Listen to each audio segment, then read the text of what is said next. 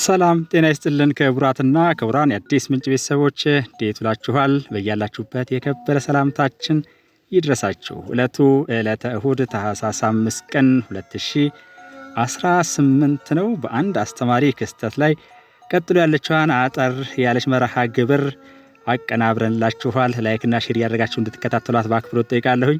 ከመርሃ ግብሩ ጋር ቆይታ የማደርገው የእናንተው ውብሸት ታዬ ነኝ።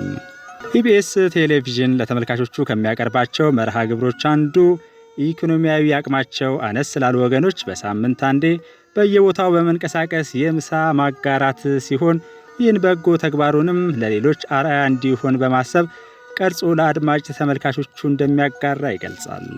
ባለፈው ሳምንትም ተመሳሳይ መርሃ ግብሩን አከናውኖ እንደተለመደው ለሕዝብ አጋራ። በዚህ ወቅት ግን አንድ ለየት ያለ ክስተት በተንቀሳቃሽ ምስሉ ላይ ተስተዋለ። ይኸውም በኢኮኖሚ አቅማቸው ዝቅ ላሉ ወገኖች ምሳ በሚል በመንገድ ላይ ከሚሰጣቸው ሰዎች መካከል ከ8 በላይ ተወዳጅ መጽሐፍትን ለንባብ ያበቃው ጉምቱ ደራሲ ሀብታሙ አለባቸው አንዱ ሆኖ ተገኘ። ጉዳዩ ማኅበራዊ ሚዲያውን አጨናነቀው። ይህን የሚያህል የአእምሮ ፍሬውን ለወገን ያጋራ ታላቅ ደራሲ እንዴት በዚህ ደረጃ ተቸግሮ የምሳ ስጦታ እስኪሰጠው ደረሰ የሚል የወዳጅነትና የአክብሮት ቁጭት ሲሆን፣ በሌላ በኩል ደግሞ እሱ ተቸግሮ ሊቀበል ቢችል እንኳ ከኢቢኤስ የመርሃ ግብሩ ቡድን አባላት እንዴት አንድ ሰው እንኳ አያውቀውም የሚል ፈታኝ መጠይቅ ነበር። ይህ ሁሉ አልፎ ኢቢኤስ ቴሌቪዥን በዛሬው ዕለት ለተፈጠረው አጋጣሚና ለታዳሚው ጥያቄዎች አክብሮት በመስጠት ደራሲው በሚገኝበት ስፍራ በመሄድ ይቅርታ የጠየቀ ሲሆን በዛሬው ዕለት በሰይፉ ኢቢኤስ መርሃ ግብር ላይ የአክብሮት ስጦታ እንደሚሰጠው ገልጸዋል። እስኪ ይህንን ልብ የሚነካ ክፍል አብረን እንድንከታተል በአክብሮት እንጠይቃለን። ስላገኘው በድጋሚ ደስ ብሎኛል። ባለፈው መንገድ ላይ ሳገኘ ጺም አድጓል፣ ጸጉርህም አድጎ ነበር፣ ተቀይረብኛል። መንፈሴ ግን ትንሽ ነግሮኛል። ከዛ ተጠራጥሬ ነው የሄድኩት። ስለይህም ራሱ እየተጠራጠርኩ ነው የተለየው። ያው እየዞርን ኢቢኤስ ቴሌቪዥን እንደ ቤተሰብ ሰዎችን እያገኘን አብረን ዛሬ እንዋል አብረን ምሳ እንብላ የምንለው ግብዣ አለ፣ የራሳችን ግብዣ ነው። በዛች አጋጣሚ አንተንም አገኘው፣ ግን ሳላውቅ ሳላስተውል አልፌያለሁ። ዛሬ ሳይ የኛውን ፊት ሳይ ደግሞ ደስ አለኝ። የሚቀራርቡ ስራዎች አሉ ለሀገር ያበረከተ። በዚህ አጋጣሚ ያው ዝቅ እንደዛ ነው የምናከብረህ፣ እንደዛ ነው የምናመሰግንህ። ለሀገር የሰራኸው ትልቅ ስራ አለ። በስነ ጽሁፍ ውስጥ ትልቅ ባለውለታ ነህ፣ ትልቅም ድርሻ አለህና ይህንን ሳናመሰግን አናልፍም። ሀገርም ታመሰግናለች። በዚህ አጋጣሚ ደግሞ ይቅርታም ማለት እፈልጋለሁ ከልቤ። ብዙ አይደለም፣ ምንም ይቅርታ የሚያሳየቅ ነገር አልገጠመኝም። ግለሰብ አይደለም ያየሁት፣ ያኔ ድርጅት ነው ያየሁት። አንተ አለ፣ ከአንተ ረዳቶች አሉ፣ መኪና ቆሟል እና ድርጅት ነው ከኢቢኤስ ቴሌቪዥን ብለኛል። ተቋም ነው የመጣው እና ይሄ ተቋም ምን እየሰራ ነው እየጠየቅያለሁ በልቤ። እና ምሳ ስትጋብዘኝ አንድ ነገር እያለ ሀብታሙ መሆኑን አውቀው ያደረጉት ነው ብዬ አላሰብኩም። ግን አንድ ነገር እየሰሩ ነው። በአጋጣሚ አግኝተውኛል። እኔ ያው ህዝቡ ነኝ፣ ከህዝቡ ጋር ነው ያለሁት።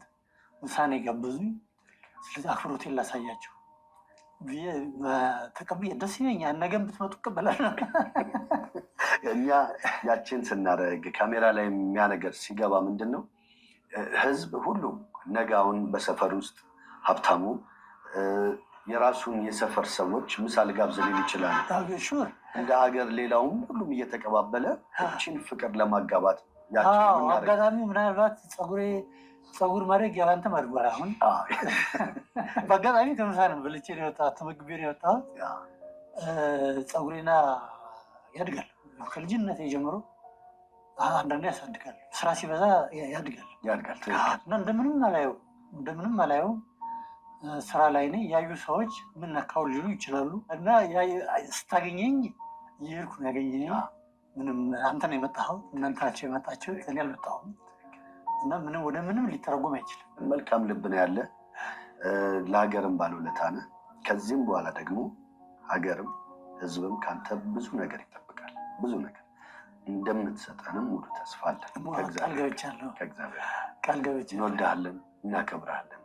ምናልባት በመንገዴ ላይ ድንገት እንኳን እንደ ጥፋት የታየብኝ ነገር ካለ በድጋሚ ሀብትዬ ምንም ይቅርታ ጠይቃለሁ። እንግዲህ ሀብትዬም እኔ አመጣጤ ይቅርታም ለመጠየቅ አንድ ሁለት ደግሞ ለአንተ ያለኝን ትልቅ አክብሮት ለመግለጽ ነው። ከዛ ውጭ እንግዲህ ዛሬ ማታ ደግሞ የሚተላለፍ ሰይፉ በኢቢኤስ ላይ ያንተን አጭር ቆይታ በማስመልከት እኛ ደግሞ እንደ ኢቢኤስ ለአንተ የምንሰጠው ስጦታ ይኖራል። የምስጋና ስጦታ። ያችን ስጦታ እና እገዛ እናደርጋለን እንደ ኢቢኤስ። አመሰግናለሁ። አልጠፋም። እንገናኛለን። ምሳ ያችን ምሳ አብረን ነው የምንበላው።